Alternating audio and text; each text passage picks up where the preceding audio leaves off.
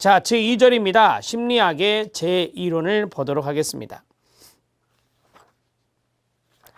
자, 심리학의 제1론 모든 이론들이 쭉 나와 있는데요. 이것도 마찬가지입니다. 다른 영역과 중복되는 부분인데, 첫 번째 정신분석 관점, 두 번째 행동주의 관점, 세 번째 생물학적 관점, 네 번째 현상학적 관점, 다섯 번째 인지주의 관점, 여섯 번째 통합적, 앞에서 말씀드렸던 절충주의적 접근이다 말할 수 있습니다. 6가지의 관점들이 나왔습니다. 이런 것들을 우리가 정신분석 이론 또는 행동주의 이론 이렇게도 말할 수 있으니까요. 제1론 이렇게 제목을 달았습니다. 자, 정신분석 관점부터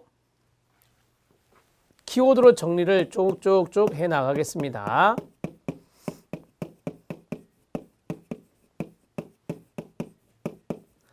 자, 정신분석 관점의 1번부터 보면 1890년대에 이르러서 오스트리아의 지그문트 프로이트는 정신분석학을 주창하여 독자적인 심리학 영역을 구축하게 됩니다. 프로이트는 인간의 행동을 무의식과 의식, 자아와 초자아라는 독특한 개념으로 설명하면서 인간 행동의 기반을 성적 에너지인 리비도와 죽음의 본능인 타나토스로 보았습니다. 리비도는 초기에 프로이트, 타나토스는 2차 대전을 경험한 이후에 프로이트가 재창한 개념이라고 할 수 있습니다. 정신분석이 심리학에 기여한 가장 중요한 점은 무의식의 발견입니다. 무의식의 발견의 밑줄, 그리고 심적 또는 심리적 결정론이라고 할 수 있겠습니다. 정신분석적 관점의 기본 가정은 행동이 무의식 과정에서 비롯된다는 것이고, 무의식 과정은 개인이 지각하지 못하지만 그럼에도 불구하고 행동에 많은 영향을 주는 신념, 공포, 욕망을 말합니다. 부모나 사회에 의해서 금지되거나 처벌되는 다수의 충동들은 지각의 영역에서 무의식의 영역으로 이동할 뿐 사라지지는 않으며, 그것들은 정서적인 문제라든지 정신질환의 증상으로 나타나거나 예술적, 문화적 활동과 같은 사회적으로 용인된 행동으로 나타날 수도 있습니다. 이런 것들이 이제 일종의 방어 기제인 승화 현상이라 볼 수 있겠습니다. 비정상적인 행동이나 문제 행동은 갈등이 불만스럽게 해결되었거나 해결에 실패한 것을 나타내는 건데, 이름으로써 비정상적인 행동이나 문제 행동을 보인다라고 하는 거죠. 프로이트 이후에 직접 또는 간접적으로 그의 영향을 받은 많은 수많은 정신분석가들이 있습니다. 자, 그들 중 유명한 학자로는 분석심리학을 창시한 칼 구스타브 융이 있고, 개인심리학을 창시한 알프레드 아들러가 있습니다. 자, 물론 이분들은 정신분석학의 영향을 받긴 받았지만 자기 나름대로의 어떤 독특한 학문을 정립했던 사람들이라고 보시면 됩니다. 정신분석학은 곧 과학적 엄밀성의 결여, 경험적 증거의 부족, 이론체계 반증 불가능성 등으로 인한 혹독한 비판을 받게 됩니다.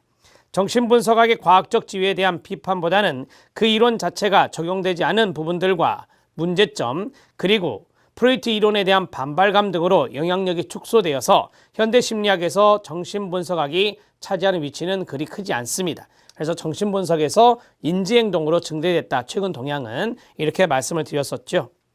자, 자신의 초기 경험이 타인에 대한 확장된 인식과 관계를 맺는다는 가정을 강조하는 것을 우리가 대상관계 이론이다. 밑에 기출문제 확인 학습이 있는데요. 자, 거기에서는 이제 필기시험에서 아주 단순하게 나왔던 것을 하나로 써드렸는데, 자, 여기에 이것을 붙인 이유는 초기 경험을 강조했다라고 하는 거예요. 정신분석도 마찬가지 인간의 초기 경험, 발달 주기에서 초기 경험을 강조하는 게 정신분석적 관점이거든요. 그래서 자신의 초기 경험이 타인에 대한 확장된 인식과 관계를 맺는 이러한 것들에 이제 상당히 중요하다라고 하는 것을 치료적 접근을 활용하는 게 바로 정신분석적 대상관계 이론이 되겠습니다. 키워드를 보죠. 당연히 무의식 이런 것들이 중요하겠죠. 그 다음에 두 번째는 리비도, 성적 본능 에너지인 리비도라고 하는 것과 죽음의 본능이라고 하는 타나토스. 자, 그리고 이 무의식이 인간의 행동을 결정한다. 그래서 심리적 결정론, 정신적 결정론이라고 이야기하죠. 자, 그리고 어린 시절의 경험을 중요하다. 어린 시절의 경험. 이 어린 시절의 경험은 과거의 경험이다. 이렇게 말할 수 있습니다. 과거 경험을 중시했다. 이렇게 정리를 하시기 바랍니다. 자, 정신분석적인 관점의 대표적인 학자는 지그문트 프로이트. 이거는 여러분들이 아시니까 굳이 이제 노트할 필요는 없겠죠. 정신분석의 지그문트 프로이트의 정신의 구조는 세 가지라고 그래요. 정신의 구조는 세 가지인데 첫 번째가 의식, 두 번째가 전의식, 세 번째가 무의식이라고 하죠. 여기에서 이제 가장 강조되는 것이 바로 무의식적 영역이다 라고 말했고요. 그 다음에 이분은 이 리비도, 성적인 본능 에너지, 성적 본능, 충동 에너지 이것들이 강조되었다라고 하는 거예요. 자, 공격적인 충동이라고도 하죠. 공격적인 충동.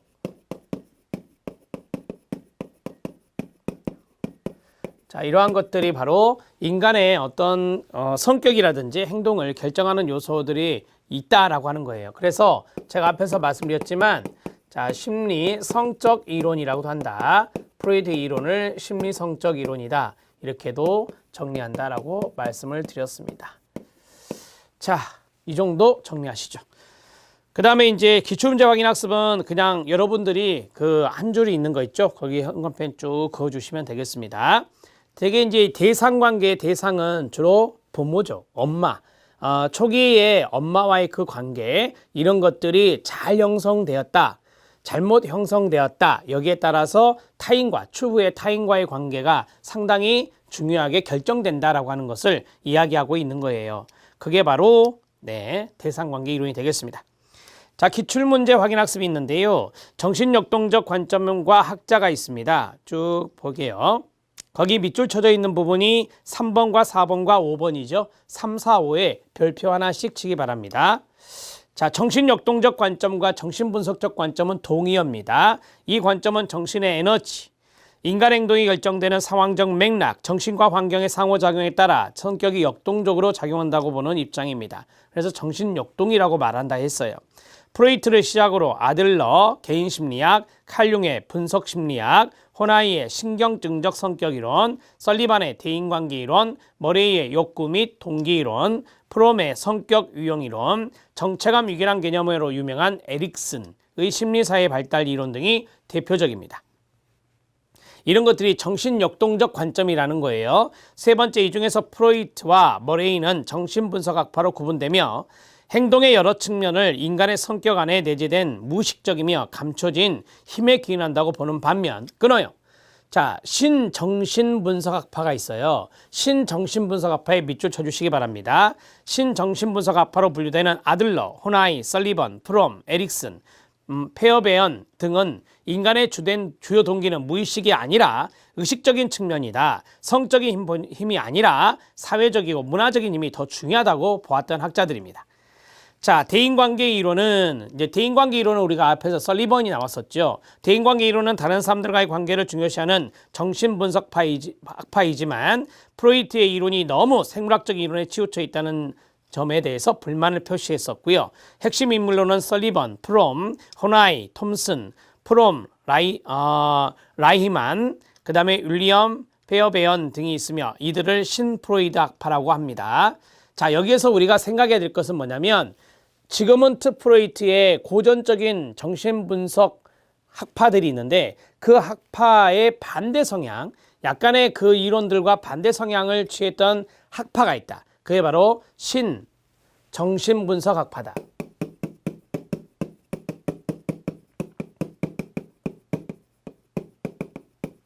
자, 신정신분석 학파는 우리가 이제 프로이드의 무의식이 중요하다 했죠. 여기는 의식적인 영역, 거기 3번에 있었잖아요. 의식적인 측면이 중요하고 의식적인 요소가 중시되고 그 다음에 성적인 충동이나 본능은 생물학적인 측면이거든요. 이제 그 측면보다는 사회적이고 문화적인 힘, 성적인 측면보다는 사회적 문화적 힘, 사회 문화적인 측면이 문화적인 요소가 중요시 된다라고 하는 것을 강조했던 것이라고 보시면 됩니다. 그러면 신정신분석학파에 해당되는 학자들은 누구냐? 우리가 이제 프로이트하고 여러 학자들이 정신 역동적 관점을 갖고 있었다라고 했었는데요. 거기에서 융, 아들러, 호나이, 에릭슨, 설리번,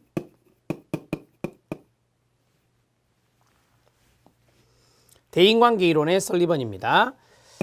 자, 그 다음에 거기 나온 학자 중에 페어베언이 있죠. 페어베언하고 그 다음에 톰슨, 프롬 이 정도만 알면 돼요. 프롬, 페어베언, 그 다음에 톰슨. 자, 이런 학자들이 바로 신정신분석학파가 됩니다. 신정신분석학파도 마찬가지 필기시험에서 출제가 된 거니까 이 학자들을 조금 잘 기억해 주시면 되겠습니다. 자, 두 번째 행동주의 관점으로 들어가죠. 행동주의 관점의 학자들은 앞에서 쭉 말씀을 드렸는데요. 20세기 초 왓슨, 손다이크, 헐, 스키너 등에 의해서 행동주의 심리학이 주창되었습니다. 행동주의 심리학자들은 쥐, 비둘기 등의 동물을 이용해요. 동물 실험을 했었죠. 자, 동물을 이용하여 학습 과정을 연구하였고 인간을 포함한 동물의 학습이 환경 자극에 의한 반응이다. SR을 아시죠? 스티뮬러스 리스판스, SR 반응, 즉 SR이라고 하는 것을 강조했다. SR 이론, 자극 반응 이론으로 미국을 중심으로 한 세계 여러 사회에 커다란 반응을 미쳤으며 특히 교육에 큰 영향을 주었습니다. 설립자 인 왓슨은 어떤 사람이 무엇을 하는가를 이해하려면 그의 학습의 역사, 상황적 영향, 그리고 그 과정에 포함된 보상을 보면 된다고 하였습니다. 행동적 접근에서는 어떤 사람의 학습을 통해 무엇을 알게 되었는가를 보고자 하는 것이 아니라 무엇이, 즉 어떤 외적인 절차가 그를 조건화시켰는가를 보는 겁니다. 어떠한 자극이 영향을 줬느냐, 이걸 보는 거죠. 행동주의 심리학자들은 특히 심리학의 과학과의 동그라미, 과학적인 분석이 가능하다고 그랬잖아요. 과학화에 공헌을 하였는데 그들은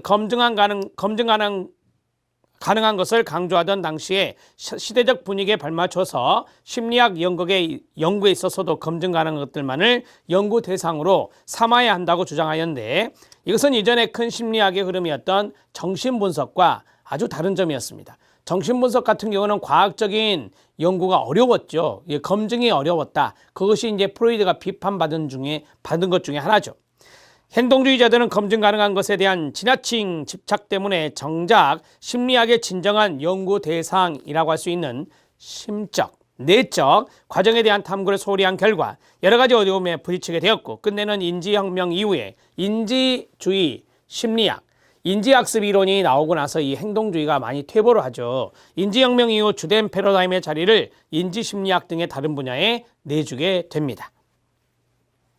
두 번째는 행동주의 관점입니다.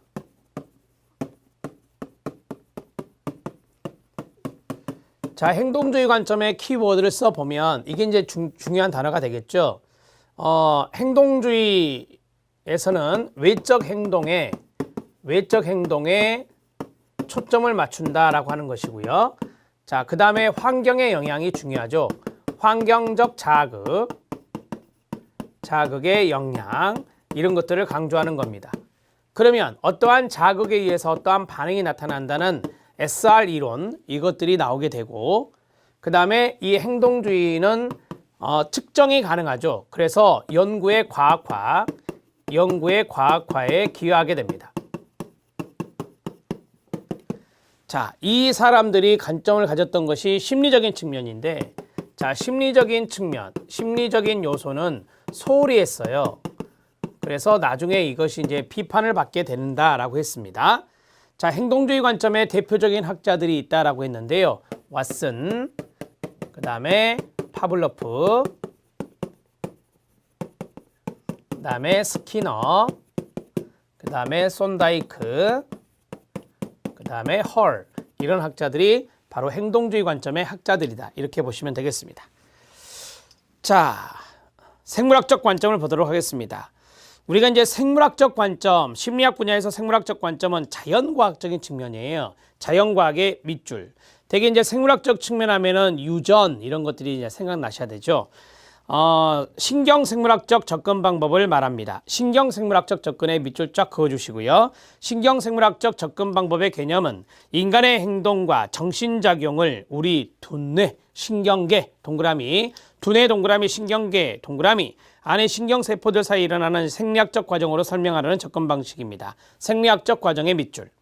생물학적 관점은 행동을 신체 내부에서 일어나는 정기적 활동, 화학적 활동과 연관시키려고 합니다. 우리의 사고, 꿈, 정신 이미지 등이 중추 역할을 하는 것이 뇌거든요. 그래서 이 두뇌에 의해서 이루어진다는 것이 생물학적 관점 심리학자들의 가정입니다. 생물학적 접근을 취하는 심리학자들은 두뇌에서 사고와 정신과정 간의 연결을 찾아보고자 했습니다. 이 사고는 뇌세포의 어떤 활동, 뇌세포의 활동에 의해서 사고가 이루어진다라고 하죠. 자, 밑에 보면 생물학적 조망에 대한 설명이 있습니다. 별표 2개.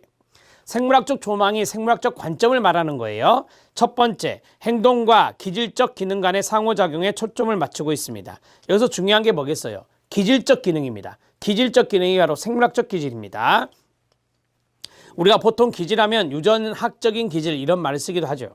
그 다음에 2번 마음과 몸은 하나의 복잡한 실체의 두 측면이라고 말할 수 있습니다. 자, 마음이 있고 몸이 있다. 마음은 정신, 몸은 신체가 되는데 이것은 하나의 복잡한 실체, 그러니까 두 가지 측면인데 이게 하나의 요소가 돼 있는 거죠. 생물학적으로 볼 때 심리적인 스트레스와 신체적인 질병은 서로 영향을 갖고 있다라고 하는 거죠. 여기서 중요한 건 뭘까요? 네, 그렇습니다. 질병입니다. 질병. 이 질병이 바로 생물학적인 요소가 되는 거죠. 관찰 가능한 표현형은 그 사람의 유전인자와 연관된 경험의 산물이다. 이렇게 말할 수 있습니다.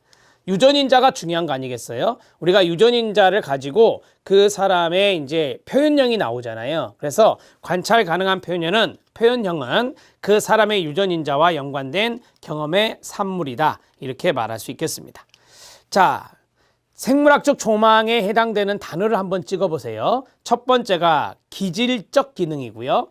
두 번째는 마음과 몸이라고 하는 거죠. 마음과 몸이라고 하는 거. 이런 것들이 이제 복잡한 실체를 갖고 있는 것이다 라고 하는 거. 그 다음에 세 번째가 뭐예요? 신체적인 질병이죠. 그 다음에 네 번째는 뭐죠? 유전인자예요. 그래서 이런 단어들을 쭉 보면서 생물학적인 관점에 해당된다 라고 하는 것을 알아두시면 됩니다.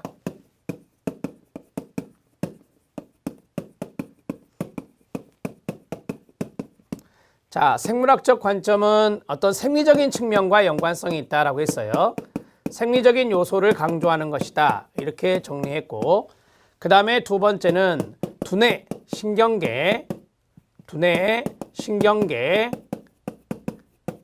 등을 연구하는 것인데, 자, 우리가 거기 위에서 4번, 5번에 보면 이 사고와 정신과정의 그 연결, 이 부분을 본다라고 했어요. 이 생물학적 관점을 가진 심리학자들은 정신적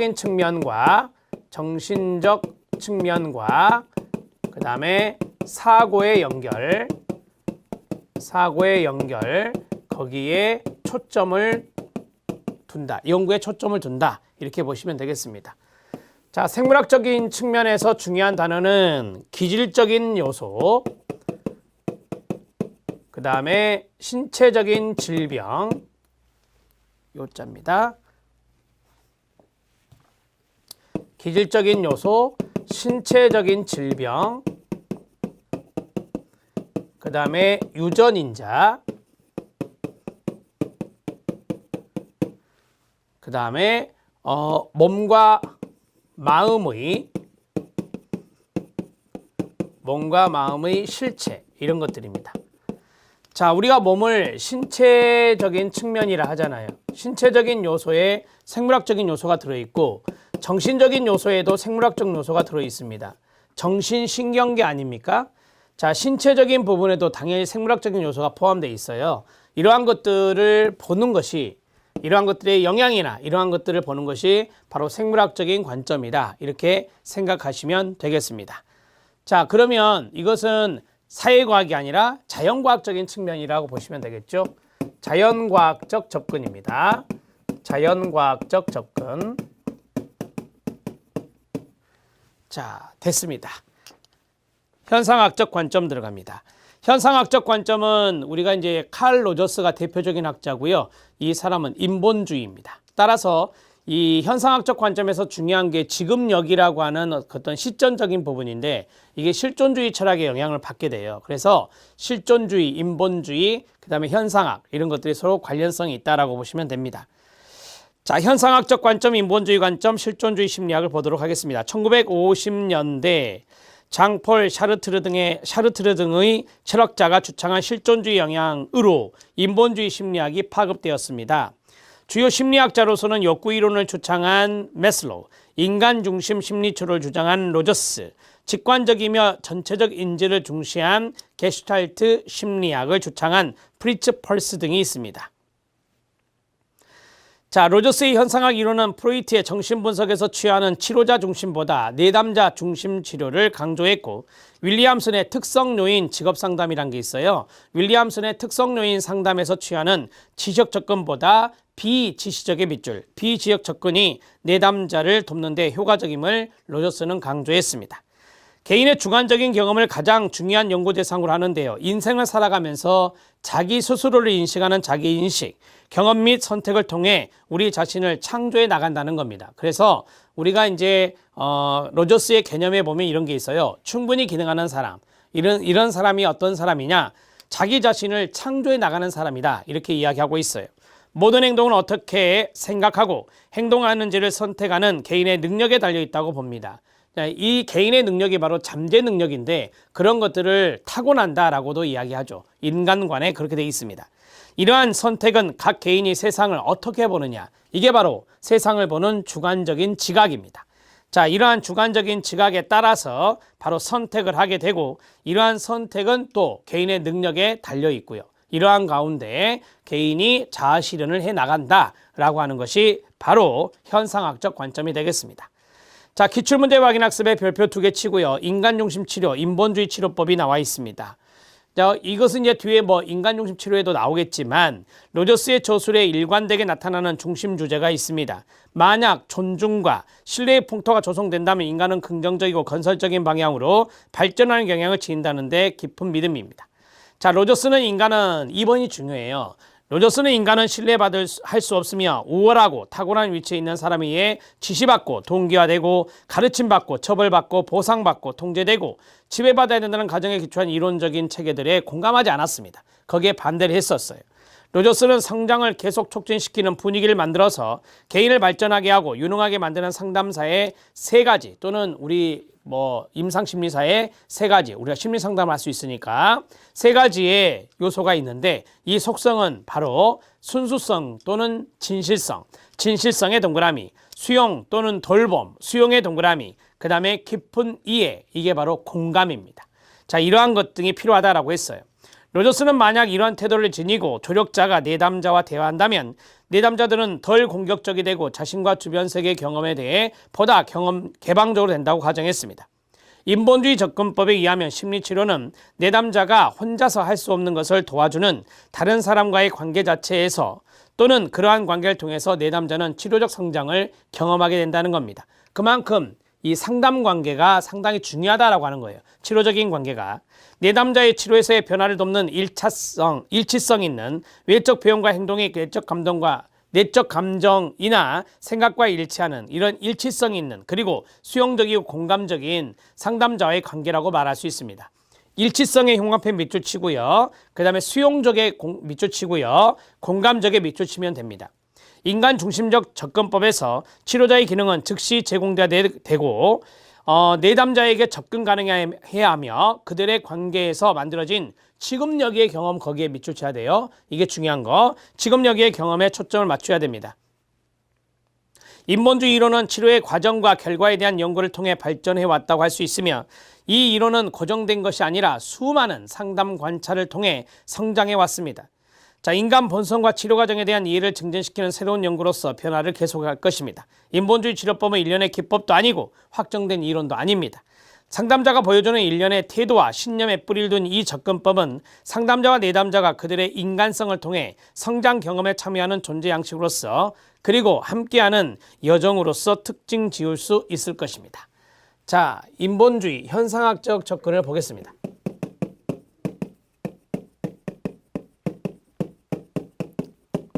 자, 현상학적 관점과 연관성이 있는 학자들은 바로 로저스, 메슬로우, 그 다음 그 게슈탈트의 프리츠 펄스가 있습니다. 자, 현상학적 관점의 키워드를 좀 보겠습니다. 키워드를 보면 첫 번째는 지금 여기에서의 경험이다. Here and Now라고 하는 지금역입니다. 자, 그 다음 두 번째 현상학적 관점에서 인본주의라든지 실존주의 이런 것들과 연관성이 있다라고 말씀을 드렸었죠. 자, 로저스의 이야기를 좀 해보면 로저스는 결정론적 관점 이런 것들을 받아들이지 않았습니다. 이것을 거부했다라고 말할 수 있고요. 인간의 잠재 능력을 통해서 인간은 자아실현 경향성이 타고났다. 자아실현 경향성이 인간에게는 선천적으로 있다라고 하는 거예요. 그것을 잘 발휘한다면, 능력을 발휘한다면 충분히 선택할 수 있고 그 다음에 자아실현 경향이 이루어진다라고 하는 것이죠. 자, 그 다음에 이 메슬로우는 욕구위계 이론이고 펄스는 게슈탈트인데 그와 상관없이 현상학적 관점에 대해서만 말씀을 드린다면 이런 정도의 키워드를 잡아볼 수 있어요. 자, 여기에서 CF, 인간중심 치료를 이야기했어요. 인간중심 치료가 나왔는데 이게 이제 로저스의 인간중심 치료입니다. 인간중심 치료에서 중요한 것은 뭐냐면 치료적인 관계다라고 하는 거예요. 치료적인 관계 형성이 바로 상당히 중요하다. 이것이 내담자 변화에 상당히 중요한 요소다 이렇게 말하죠. 그러면 치료적 관계 형성을 위해서 상담자의 태도가 있다. 자, 상담자의 태도는 첫 번째 진솔성이 있어야 된다라고 하는 거예요. 일치성과 연관성이 있는 단어고요. 그 다음에 두 번째 조건 없이 수용하고 존중을 해줘야 된다. 수용적 존중을 이야기하고요. 세 번째 공감적인 이해를 해라. 자, 이 세 가지의 태도가 필요하다라고 하죠. 이것도 시험에 잘 나오니까 제가 써드린 겁니다. 이런 것들을 통해서 내담자는 충분히 변화가 이루어질 수 있다 이렇게 이야기하는 것이고요. 자, 여기에서는 지시적이 아니라 비지시적인 치료라고 그래요. 그래서 비지시적인 접근이다 이렇게 정리하시면 됩니다. 기술이나 기법 이런 걸 중요시하지 않습니다. 기법은 중요시하지 않는다. 이렇게 X 치겠습니다. 여기 두 가지도 좀 더 알아놓으시면 좋겠습니다.